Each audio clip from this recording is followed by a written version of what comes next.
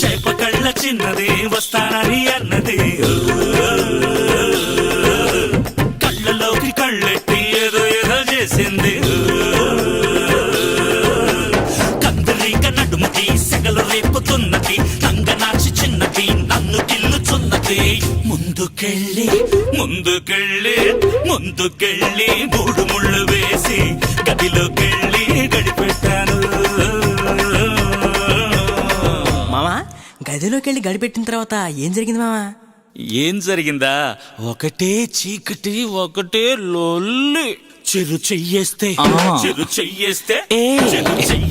చెనిగి చెనిగి చాటైపోద్ది. చెరు చెయ్యేస్తే చీకటంతా వెలుగైపోద్ది. చెరు చెయ్యేస్తే చిలక కూడా చిందే